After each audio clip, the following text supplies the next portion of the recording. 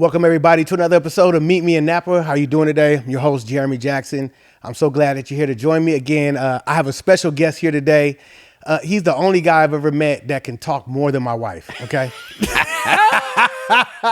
And let me tell you, that's, I love you, baby. I do. I love you, baby. We love her. California wine guy, Daniel Darden. How you doing? I'm doing well. I'm glad to be here. This is good, awesome. Man. Good, man. Cheers, man. Let's cheers to a good interview. Daniel's brought some good wine. We have a little decanter back here, so we're going to be pouring up while we're talking. I told him the more we drink, the better the conversation. It's going to get low quick. Daniel, interesting enough, is one of, when I first moved to the Valley, I used to frequent the Napa cigar bar often. I still do, but I'm not in there as much. I usually go in, buy a cigar, and I'm smoking other places. But you were one of the first few guys that I met when I moved out here, and we just had good conversation, and your energy is always up, is always positive, and you're just always a joy to be around. You're a joy to someone to know. Thank you. And so even when I started this journey, you were always on my checklist, like, I'm getting Daniel on. And after about, 6 months in, we run into each other in the streets, and he kept giving me the side, like, when you gonna ask me to be on? No, I did not. I was like, nah, I'm messing with you, man. I was like, grow, brother. Yeah, he wasn't as jovial. So I said, let me get him on here. Nah. Daniel, how you doing today, man? I'm doing well. I'm excited. I've been meaning to talk with you. We just hang out anyway. I know it's so natural. It's like it's kind of weird doing it under these circumstances because we're with like mics and lights and that fella, and yeah, it's kind of fun. Yeah, man. So tell us about your journey. You have a wine label. Yep. But tell us a little bit about yourself. Before the wine, like who is Daniel? Your journey in Napa Valley. Wherever you want to begin. Oh, well, the wildest thing is that I never thought I'd be here. Uh-huh. That's the first point was I loved food and wine. Most people did, but I was supposed to be a coffee guy. People don't know that. I was really into coffee. I thought I'm going to open a coffee shop to save the world. I spent a lot of time in coffee shops in LA, San Francisco, and I loved like the local shop with the seats and hang out, and that became my life. I was really all about coffee. But I met a gentleman, Thomas Steiner, who really changed my brain, and he introduced wine to me in such a way that I'd never understood. I loved wine. I appreciated wine like most people. I could tell white from red. And he sat me down one time, and he said, "Here, try this." And I smelled the wine. He goes, "What is it?" I go, "It's Cabernet." He goes, "Well, that's good, but what type of oak?" And I said, "What are you talking about? What kind of oak?" He said, "French or American?" I said, "I don't know what you're talking about." I said, "What kind of oak?" I said, "Good oak?" And he said, "No, French oak has this characteristic. American oak has this characteristic." And he gave me a sample of both, and I smelled mine. I go, "Oh, this is French." He said, "How much time?" I go, "What?" He said, "How much time in oak?" 12 months, 24, 36. And I go, I had never heard anybody talk about wine like that. You just drank it. This is your introduction. That was my introduction. And I said, "This is wild." Now, just a quick question. Did any of your knowledge from coffee, did that transfer over at all? That was my whole kick. Because he goes, "How come you're so good at this?" I go, "Have you ever tried to smell coffee? It smells like earth and dirt." Yeah. And there's variations. And it's really, to me, it was coffee was chess and wine was checkers. It just made sense. So all the flavors and nuances were really in your face. And coffee, it was just so much subtle. And then I heard that same equation when people said they were in the perfume business. Yeah. That they have this nose for it and everything else is so much simpler. It's interesting when I'm at work, oftentimes that if the guys who are in the wine industry, if I'm cutting their hair, when they're done, they're like, "No aftershave." I get this. So now I have clients that I know specifically when they come in, like, "No, don't," because when I first, sometimes I did it a couple times, like, "Oh, my bad." But now that I, understand wine, Right. the world much better, they were like, "No, don't spread it." Yeah, the evil thing in the wine business is VA, volatile acidity. And if you want to piss off a winemaker, make him stand inside of a nail polish shop because that's all he smells or she smells. And you're like, this is nasty. Yeah. Because it's the last thing we want to smell in our wine. You guys are so sensitive, man. Why that's why I like to just drink it. Sometimes I'm like, as much as I have the education, I'm like, man, these dudes, they're really, really like, sensitive about their smell in particular. Yeah. And quicker, I'm going to jump into it real quick because I usually do that. I hate waiting. But worked for a great wine bar in Sacramento called Inotria, which is long gone. But man, got some great awards. Did 60 wines by the glass. We were pouring Mouton by the glass. We were ballers before we knew it. And we had a little event. I'm sorry if this is going to get Thomas in trouble, but on Mondays we were closed. And he had all the staff come in. This is really my education in the wine business, was that everyone was there, and even the bussers were invited. And they're underage, but it's educational purposes. And one of the bussers brought a girl with him, his girlfriend, and she was just had the look like, you guys are full of, because we were saying, oh, blueberries, raspberries, these nuances. And you could tell she was like, you guys are making all this up. And we're doing wine in brown bags. So it was, blind tasting. And this girl went off and she's going, Christmas, Christmas, Christmas. And I'm like, she's hammered. She was smelling something that reminded her of Christmas. And she said, and we're all wine geeks trying to be next level. And here's this little kid. And she said, this is a Spanish Rioja. And we all looked at her like, you are crazy, girl. And we pulled the bag off, and sure it was a Spanish Rioja. It's because as a little girl, her family members had come from Spain to visit, and this time it was in Sacramento. And they would sneak a little bit of the wine and drink it. So she was so used to that flavor, that note, that nuance, that the moment she smelt it, she was home. Right away. She was with grandma. Yeah. And I looked at her and I said, that's what we're all trying to do. Smell something and go and take you back. Yeah. Yeah, it's wild. So you met, what was the gentleman's name? You said that was teach you how to the rock star Thomas Steiner. Okay, yeah. Thomas Steiner. Okay, yeah. So you get into wine, and how old are you around this time? Gosh, I was 22, 23. Okay. And then I literally went under fire with all these great wines and things I'd never even heard of. I was a California cab guy, like everybody else. Yeah. And he was showing me things from the Rioja, wines from the Rhone region. The big one that really got me was Chateauneuf de Pape. So in the Rhone area, and he poured this wine for me, and I thought, man, this light color. I tried it and I popped. Fell in love. Huh? I said, what is this? He goes, it could be one of 13 varietals. I said, excuse me, what? And he started talking about Cinsault and Syrah, Grenache, words I'd never heard before. And I was locked in. I said, I need to know more about this. And that really drove me into the wine business to the point where he and I were visiting because his business was in Sacramento. We wound up going into Robert Sinsky, which my first cellar job, Robert Sinsky, still hold dear in my heart. We walked in, and Rob Sinsky knew Thomas very well because Thomas had lived in Yountville. And they hugged it out. They were chatting. I was just standing there looking around. And then Rob looked at me and said, who's this guy? And Thomas said, that's your new cellar worker. And he goes, good to meet you. You start on Thursday. Wow. And literally, I came to be in Yountville, which was great because my brother was already there. I'm the wine side. What year is this? Gosh, this is 98. 98. Yeah. Okay, so you were out here in Yountville back. I was visiting before I officially moved here in 98. Okay. I just remember because I was, I like music like you like music. And I was thinking, it's going to be the life of Prince, 1999. I was waiting for 1999. And moved out here and wound up working for Robert Sinsky and working with Jeff Viernig, crazy talented winemaker. And at the time, there was a young kid. His name was Zach Rasmussen. Those of you that are nerds like me know he makes kick-ass Pinot and great wines. And Zach Rasmussen took off. He's got his under 100 points. He's a rock star, but Zach used to pick on me. This will be a fun thing. I don't know if anybody knows this. So in the wine business, it sounds glorifying, but you're just dragging hoses. Yeah, right. You go in one tank, into the barrel, back into the tank, add copper sulfide, all these things.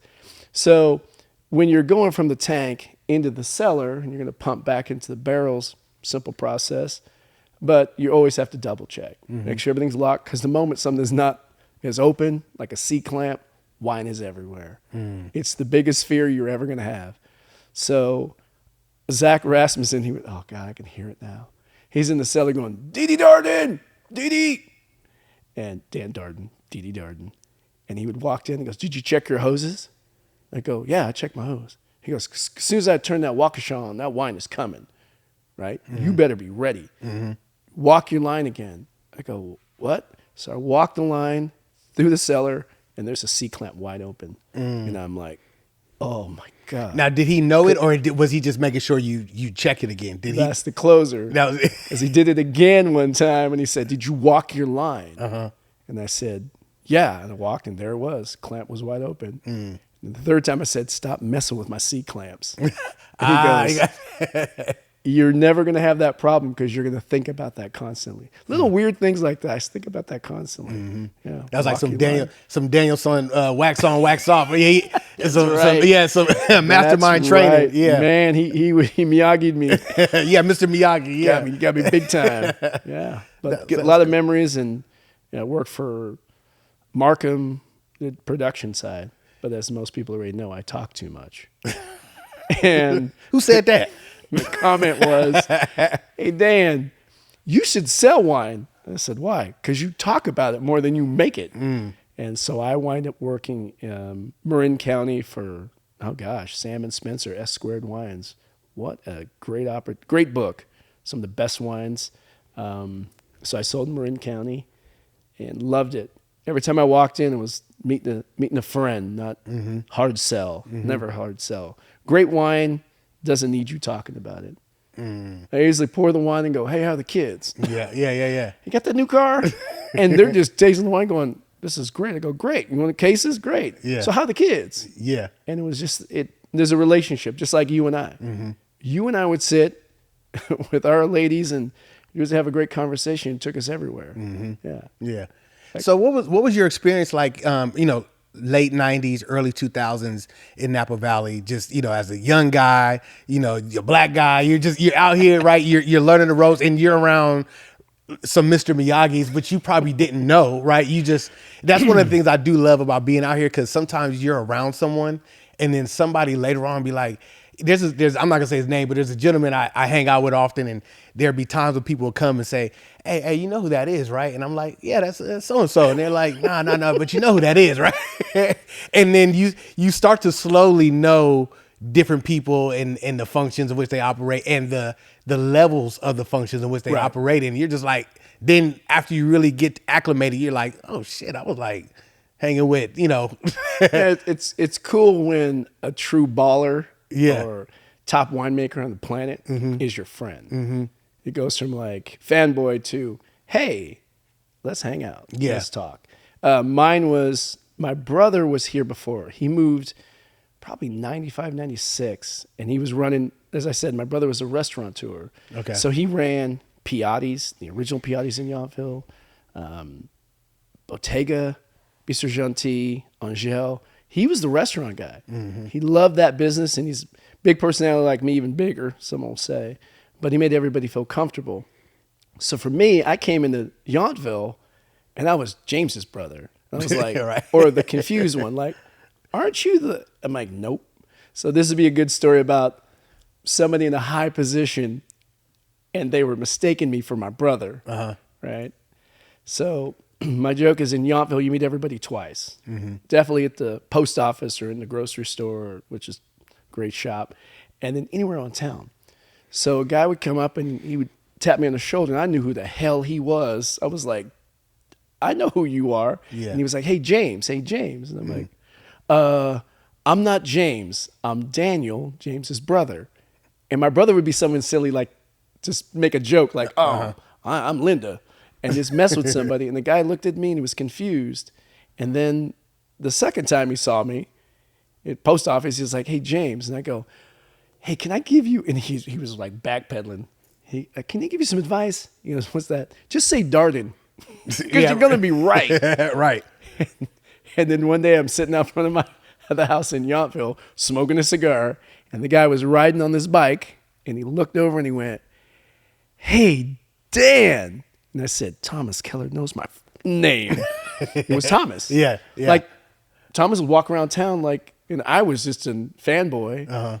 And it was just so weird that now we're friends, and it's just a little thing. It's right? yeah. So yeah, it is. It's Wild. yeah. I know exactly what you mean. Like I share the same experience, not with Thomas though, but I share the same experience with Thomas. You know, come on, you know what I mean? Yeah, Be my friend. So yeah. So okay. So you're in Napa.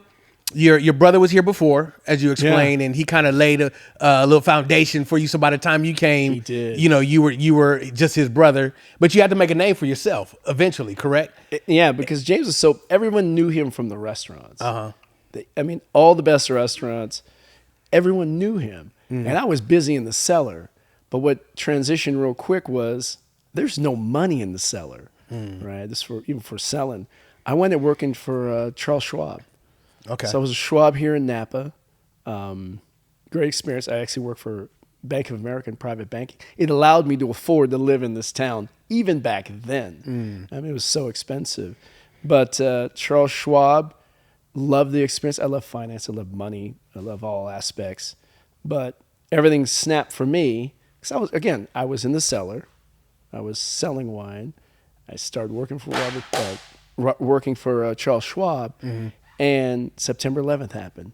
It's kind of weird to even break that in, but September 11th happened. I was ironing my shirt, and I thought to myself as I'm looking, what most people don't know is that Charles Schwab was in the second tower.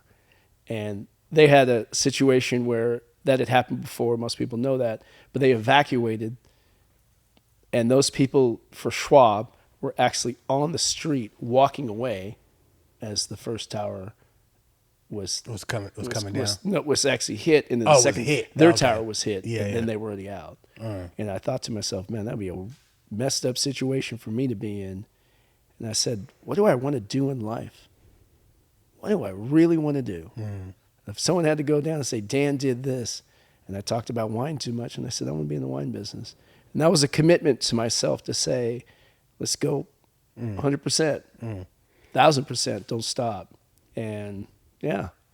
Wow. Yeah, that's I'm thinking about this. And I'm doing it. Yeah. Come on. Yeah, I mean, wow. I think it's interesting enough. We all have those kind of like pivotal moments, right? Yeah. A lot of times, for more recently, a lot of people were talking about COVID, right? There was a lot of transition and career changing from COVID. Yours was obviously in 9/11, which I won't ask your age. So young.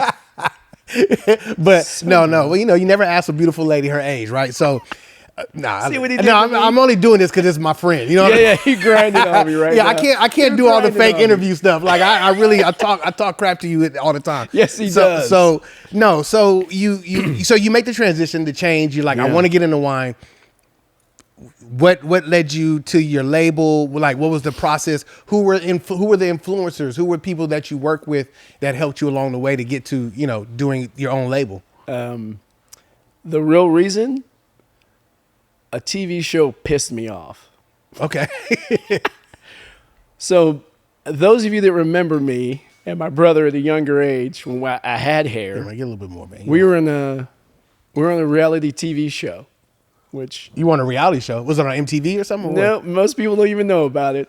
So early was easily 2005 and 2006. It was a reality TV show shot by a guy named Kevin, and he was trying to pitch the show to the Food Network, I think like PBS.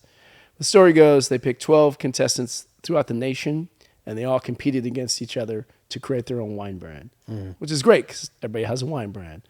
And what the twist was, I interviewed in San Francisco, but my brother interviewed somewhere else, like in Napa. And there was an individual that chose the both of us to be on the show.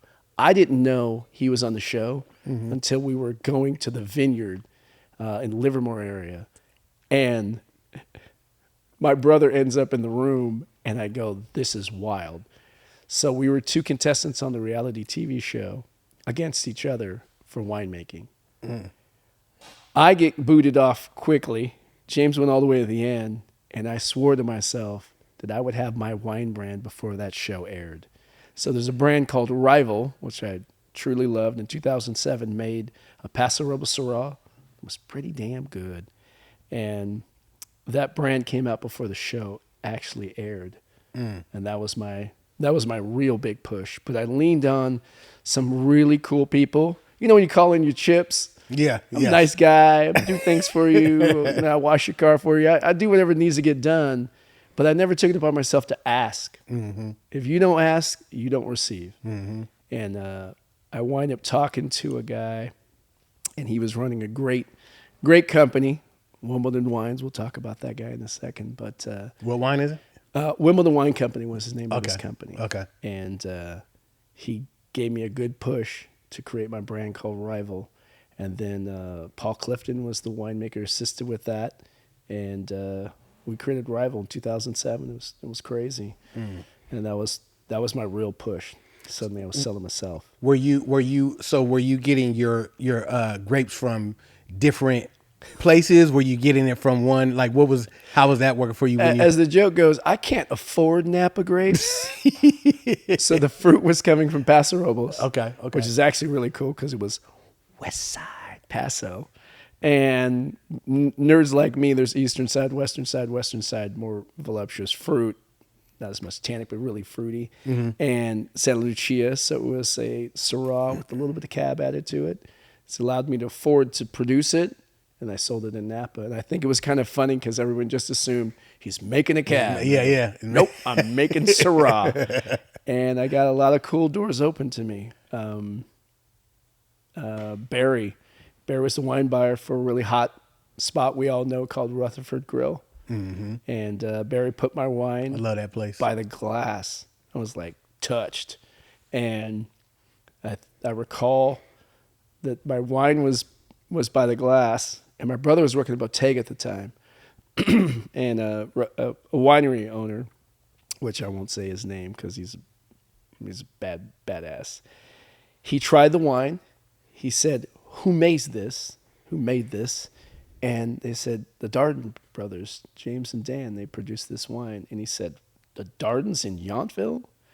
He left, drove to Bottega, went up and slapped my brother in the back and said, I didn't know you guys made wine. And he said, yeah, we make a little bit of Syrah. And he said, damn good, keep doing it. Mm. And then my brother called me immediately and said, Wagner just said he liked the Syrah. Mm. And I said, what? Yeah, the Dardens of Yountville. That sounds Dardens of Yountville. That sounds like Game of Thrones or something. You know, like you got a castle somewhere. Yeah, we got. Yeah. So man, hey, listen, you have so many, probably more stories you forgot about than through your journey. So you're here, but this isn't the label that you have now. Is not the label that you started. Yeah, this started with Rival. I should have brought a bottle of that. I have the bottle. You still produce Rival, or you just have? Rival will be returning. Okay. This leads into my business partner. So my business partner, he likes to be nameless, but those around us know who he is. Mm-hmm. He ain't shy. Self-made cat, does a really good job of running his great business. And I met him. This will be fun for those that know the story and those that don't.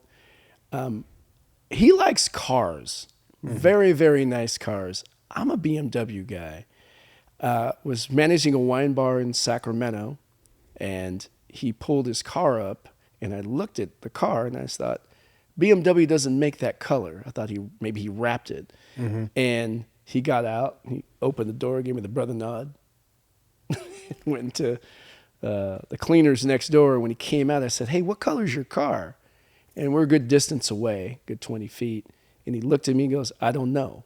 And I go, how does a guy in a $300,000 car not know the color of his car? And I said, no, seriously, what color is your car?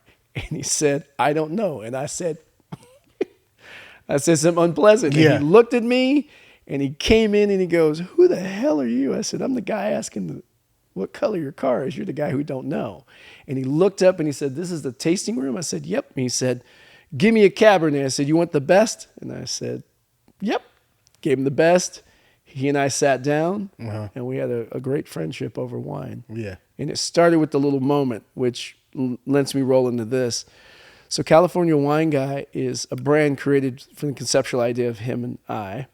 And the brand is really fun, easy, relaxed. Mm-hmm. we can be very difficult, but I made a fun brand. Right. California Wine Guy is, everything typically is a blend.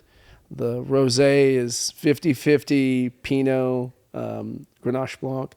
And then the red is a GSM, funny enough, Grenache Syrah Mourvèdre. But you're trying the new baby. That's what I was going to ask you. What are we drinking now? This is the Cab Petit Verdot Zinfandel. Okay. And it is fruit bomb. It's It delicious. is. It's easy to drink. Yeah, it is. It's very fruit forward. Yeah. Yeah. And so the brand came out, and we needed support. Mm-hmm. And again, I just assumed I'll just hand sell this to people. And one of the best moments is walked into, do you know the shop Lawler's? Yeah. Oh, Lawler's. So Lawler's Easy, one of the best liquors. I shouldn't call it a liquor store. It's a shop where you can get Malfatti. Yeah, you get some, you get a little lasagna. Get the best of the best whiskey. You can get some great wines, and there's always something behind the counter. So I go in, and it's packed. It's after like Memorial Day weekend, and every sales guy's in there. And I don't like to be that guy. I don't like to hard sell anybody. Mm-hmm. And I walk up, and Peter and George own it. Peter said, "Hey Dan, let me try your wine." And I said, I didn't have an appointment. He said, no, give me your wine. So I poured a little bit of each, and the sales rep was next to me. He pushed him aside. He's like, "Get away." Tried the wine. He goes, "What are the prices?" He goes, "The prices are really good. I keep all my prices under $50. And he looked, and he goes, "I'll take a case of each." And I was like, just floored. Because it's one of the best locations. Yeah, it is. Yeah, everybody goes there. So to run this story further, I came back the following week with a sample of everything, or a case of each. This was with my girlfriend, Aniko. And I was showing her, this is how I do it. This is how we bring the wines out. We put them inside the little slots. We're going to do this. We're not moving people's bottles around. Uh-huh. That's taboo. Don't do that. And we found some slots for the wine, and I'm tagging the wine with the price, and she's sliding in. And then I hear this crying. And I'm like, what's going on? Uh-huh. Aniko's putting the wine inside the spaces, and she's crying. And I'm like, "Babe, don't start crying. Don't cry. You're going to make me cry. I don't even know why we crying. Why are we crying?" And she is sobbing. Was she broke a bottle or something? Sobbing. No, she's just crying. And then George looks over. It wasn't George. Peter from the register is like, "What is going on?" Uh-huh. And there's a line. That place is packed. Yeah. He hops out, and he says, "Why is she crying?" I said, "I don't know." By that time, I'm starting to tear up. He goes, "What is going on?" And Aniko says, "I've watched everything he's gone through to make this brand happen." A lot of times, everybody knows it's a hard situation, but finally got the brand done. And she said, "Here we are in one of the best wine shops. And it's just a moment." And then Peter made it even more insane. He goes, "Look, I'm Armenian." He goes, "My father came here, survived the wars, came to San Francisco, had to put his head down and work, where the owner would hide money behind the toilet to see if he would steal. But no, he just kept his head down. He worked, bought this liquor store.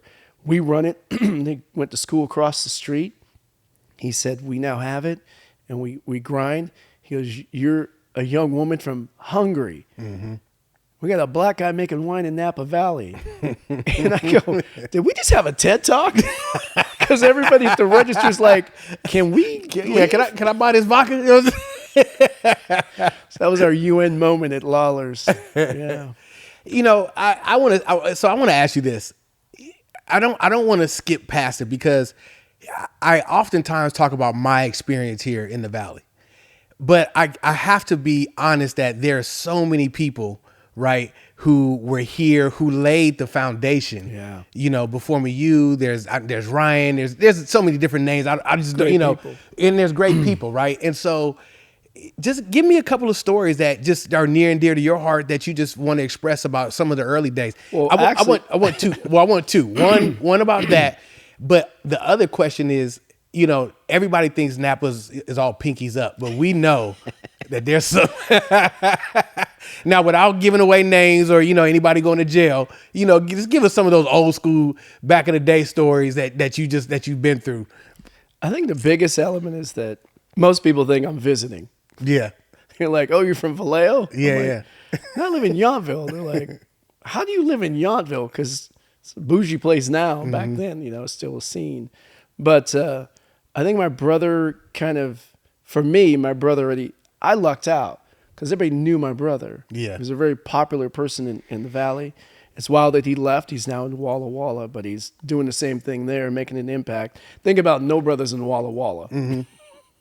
But here in the Valley, I'm going to call some people out. Where do I point? Straight ahead.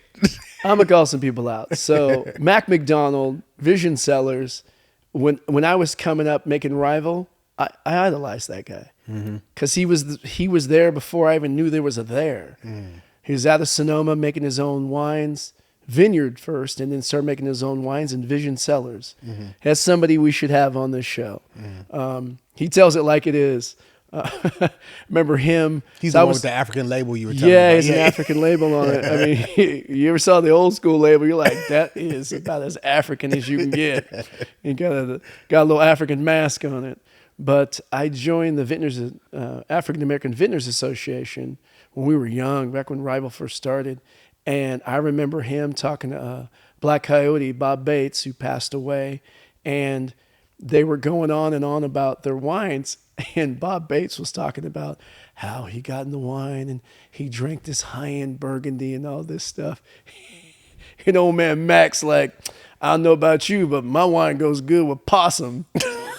And I'm like, what are we doing? But that's old country. That's some down south backwoods wine. He is the real deal. And I think this is his last year of making wine, which kind of broke my heart. But there's that legacy of Bob Bates, Mac McDonald, Brown family, Dr. Brown, making that impact in Napa. Now we have these wonderful new winemakers that talk to you about Victoria Coleman, who I'm calling out. Victoria, you need to be on this show because, girl, you are a talent and a great personality, and I'm excited to see what she's doing in the Valley because in 20 years, there's going to be more Little Me's and a lot more Victoria Colemans and Mac McDonald's. And to me, that's the big impact. Yeah. The thing that I most want to say to everybody, because I know you look at the Valley and you're like, they don't look like us.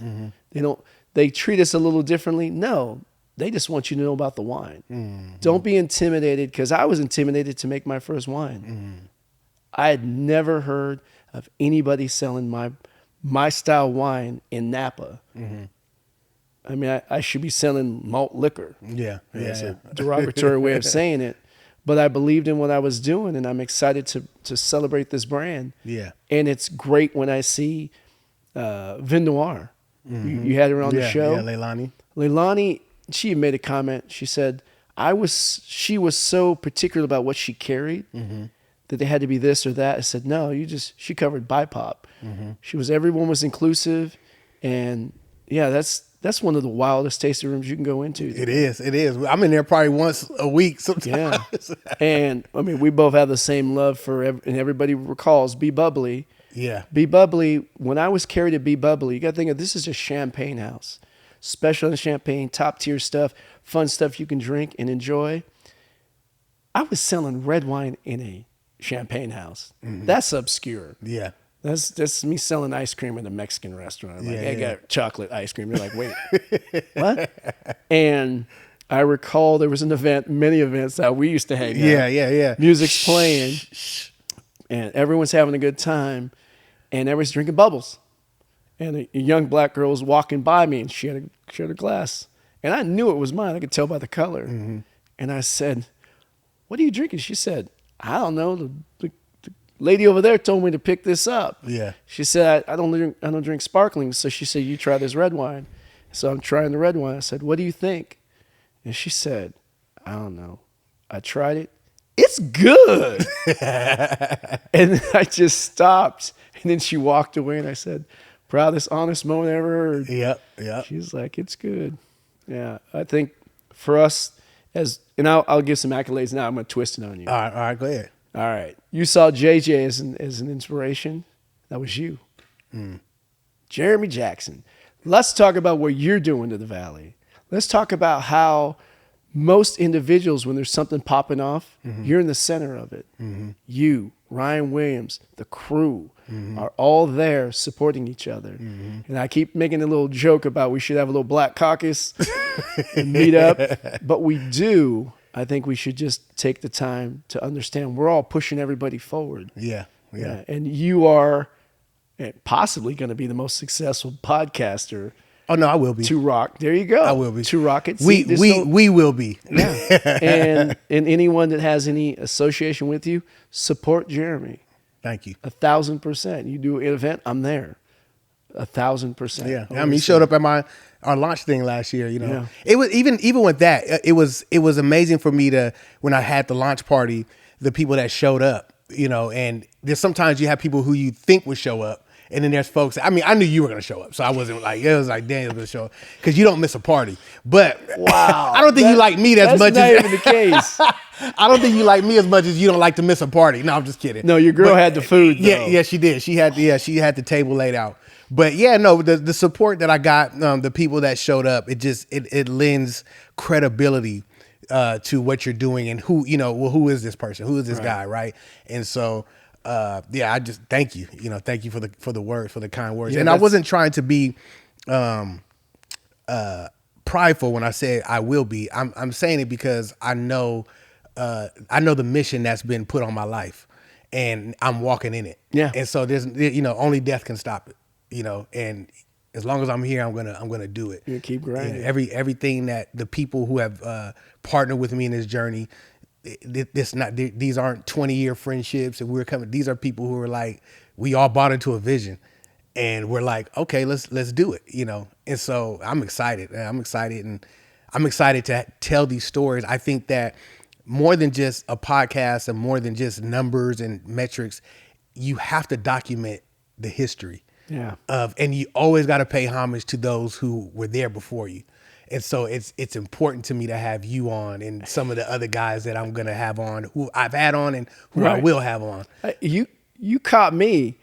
I love Jermaine Burst, the artist. Yeah, and when I saw that segment you did on him, I didn't know what he was going through. Mm-hmm. I did. It hit me, and I'm like, man, yeah, you got him to express himself and a piece of himself. And the vulnerability of where he was, and now I know where he is now. It's a blessing. Yeah, it's an amazing story. It's wild because I would have never known that if you hadn't done the interview. Yeah. He came out. And I've heard that actual sabotage. Like people were working right alongside him over the years and never knew that. And that's what makes storytelling so important. Right. Is because I was just telling you before we shot. The Boys to Men episode, you know, Sean Stockman, he has his podcast he's doing. And one of my favorite songs by Boys to Men, it's not even a song, it's an interlude. And it's called Khalil. And it's on their second album. And that song, I had to be like 15 when that album came out, 14, 15. And that little 1 minute, I think it's like 1 minute and 21 seconds. I'll never forget it, like 1 minute and 20 seconds. It used to move me so much. But they told the story about why they wrote that song, and it was their road manager who was murdered while they were on tour. Wow. And so here it is almost 30 years later, and I'm like, back then that song moved me. It's one of my favorite songs, and now I'm understanding I felt what they were trying to do over music, right? And so that's what I'm doing with the podcast. I want people to look back, and it's going to touch somebody. It doesn't have to touch everybody, but it's going to touch somebody. It's going to inspire somebody, and I want people to see these stories and look somebody younger than us in their teens, in their 20s, and say, oh, I can go out there and be a winemaker. Oh, I can go out there and do this, because we're showing people it's already happened before social media. And now you can see that people are in it. It's been done. So come do it. So come. I love that you equated that it's already been done. You just didn't see the face. And for me, when Mac McDonald, I'd say it out loud again, I was blown away. I'm like, he's doing it. And then Bob Bates, and then Brown. I mean, it's wild because I got to look at them and hold them as idols to me. Yeah. And then I got to make wine alongside of them. That's, to me, I'm like, I've arrived, but we still got to go further. Yeah. I need you to be the motivation of Napa and inspire everybody else. Like the Gary V. Gary, you know who I am. Gary, this guy, we need to talk about this. When someone knows a Gary Vaynerchuk and he knows Dan Darden. And he showed me the picture. We're not going to talk about it, but he's talk. Hey, I got receipts on you, Gary. Love you. Man. Motivated me. Driven me in so many ways. Had the opportunity when he came out to Napa. Yeah. To meet with him. Yeah. And that's a great story, but we got to get you in front of him and him in front of you. But yeah, calling out everybody today. Well, thank you, man. Is there anything you want to leave with the people? Just about your wine, about your future endeavors, story, whatever it is. The floor is yours. Let them know. I think the big element is that if you find me supportive, support others, support Jermaine, support our girl at Vin Noir, support the new journeys that Ryan's going on. Aaron. Ryan's got his own thing, which I'm trying to get him to do. But yeah, we're just support each other. Conveniently, now that I have a tasting facility, so the tasting spot is kind of dope. Okay. Inside the car club, so that's where I conduct my tastings. So if you even repeat the fact that you saw me on this show, we're going to have a little deal for you. You come in and taste with us. Cool. Because I want to support this. Yeah. Watch the show. Watch the podcast. You caught this at the end and say I caught the end and said Dan said give him a call. Yeah. And we'll host them there at the car club. It's a great spot. Well, thank you so much. Thank you, brother. And just speaking about supporting, I went to a boozy brunch. I had to put her hat on. I went to a brunch. It's so amazing. If you're in the Bay Area, you follow Boozy Brunch, you gotta show up and support. She's doing an amazing thing. And your beautiful girlfriend, Annika, we love her. We love you. She's so much a part of what you do. Listen, I'm not doing anything until she tells me. I made the joke earlier. We were saying, I said I'll be around town, and if I'm by myself and people are running into people and they don't even say hi, they'll say, "Where's Lynn?" And I'm like, "Hi, Jeremy." You know what I mean? I can't be around here by myself sometimes. You know what I mean? So it's the same. I know you have the same thing. Hey, mine is doubly. The issues are. It used to be James, and now I got to be Daniel, and now it's like, "Where's Annika?" Yeah. I'm like, I lost my identity. Yeah, again. You can't be you. Yeah, so. Anyways, well, cheers and more blessings to your brand, more blessings to your life, success, and all that you're doing. I'm so glad that you came here to be on the podcast. You are a part of history. And just to let you know that you're a part of history prior to being on here. And now you're a part of this history and this journey that I'm doing. And I'm just thankful that you came on to tell your stories. I know this guy knows everybody. If you run into this guy and you need to know something, he knows where to get it. And off mic, he knows. No, I'm just kidding. That's just a joke. Thank you for watching another episode. Meet me in Napa. We're going to have some more exciting guests and bring you more exciting content. Peace. Thank you.